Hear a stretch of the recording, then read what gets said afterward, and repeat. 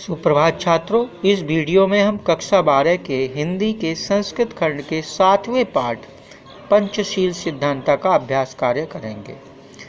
इस पाठ में आपको एक तो गद्यांश का अर्थ लिखना है। ये संकेत बोध युगे ... पूरा गद्यांश, और ये गद्यांश के अंतिम शब्द हैं गृहीत बनता है। यहाँ से यहाँ तक आपका संकेत डालेंगे और संदर्भ लिखेंगे। यह गद्यांश हमारी पाठ्य पुस्तक हिंदी के संस्कृत खंड के पंचशील सिद्धांत नामक पाठ से लिया गया है। यह गद्यांश हमारी पाठ्य पुस्तक हिंदी के संस्कृत खंड के पंचशील सिद्धांत पाठ से लिया गया है। फिर उसका अर्थ लिखेंगे। ये प्रश्नोत्तर हैं। ये भी आपको बताते चलें कि जो गद्यांश का अर्थ है वो कला वर्ग और विज्ञान वर्ग दोनों के छात्रों को करना है, जबकि कला वर्ग के छात्रों को विज्ञान वर्ग के छात्रों को प्रश्नोत्तर नहीं करने हैं, केवल कला वर्ग के छात्रों को करने हैं। प्रश्नोत्तर देख लें। पंचशीलमिति कीदृशाः सिद्धान्ताः सन्ति। पंचशील किस प्रकार के, कीदृशा माने किस प्रकार के, सिद्धान्ता सन्ति सिद्धांत हैं। पंचशील किस प्रकार के सिद्धांत हैं? तो पंचशीलमिति शिष्टाचार विषय का सिद्धांत। पंचशील शिष्टाचार विषयक सिद्धांत है। पंचशील शिष्टाचार विषयक सिद्धांत, पंचशील शिष्टाचार विषयक सिद्धांत है। महात्मने गौतम बुद्धस्य पंचशील सिद्धांता के सन्ति। महात्मा गौतम बुद्ध के पंचशील सिद्धांत कौन से हैं, क्या हैं? तो उत्तर है अहिंसा, सत्य, अस्तेय, अप्रमाद, ब्रह्मचर्य इति गौतम बुद्धस्य पंचशील सिद्धांता सन्ति।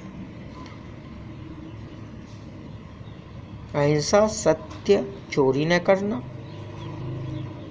और घमंड न करना, ब्रह्मचर्य का पालन करना, ये शिष्टाचार विषयक गौतम बुद्ध के पंचशील सिद्धांत हैं। अगला प्रश्न है बौद्ध युगे पंचशील सिद्धांत व्यक्तिक जीवन यहाँ से बौद्ध युगे पंचशील सिद्धांत कस्य हेतु प्रयुक्ता आसन। बौद्ध युग में पंचशील सिद्धांत किस लिए, हेतु माने लिए, प्रयुक्त आसन प्रयुक्त होते थे। बौद्ध युग में पंचशील सिद्धांत किस लिए प्रयुक्त होते थे? तो बौद्ध युगे पंचशील सिद्धांत व्यक्तिक जीवनस्य अभ्युत्थानाय प्रयुक्त आसन, व्यक्तिक जीवन के उत्थान के लिए प्रयुक्त होते थे। बौद्ध युग में पंचशील सिद्धांत व्यक्तिक जीवन के उत्थान के लिए प्रयुक्त होते थे। चीन देशेन सह भारतस्य मैत्री कान् सिद्धांतान् अधिकृत्य अभवत्। चीन देश के साथ भारत की मित्रता किन सिद्धांतों को स्वीकार करके हुई थी, अभवत हुई थी। चीन देश के साथ भारत की मित्रता किन सिद्धांतों को स्वीकार करके हुई थी? तो उसका उत्तर है चीन देशेन सह भारतस्य मैत्री पंचशील सिद्धांतान् अधिकृत्य अभवत्। चीन देश के साथ भारत की मित्रता पंचशील सिद्धांतों को स्वीकार करके हुई थी। गौतम बुद्ध कान् सिद्धांतान् अशिक्षयत्।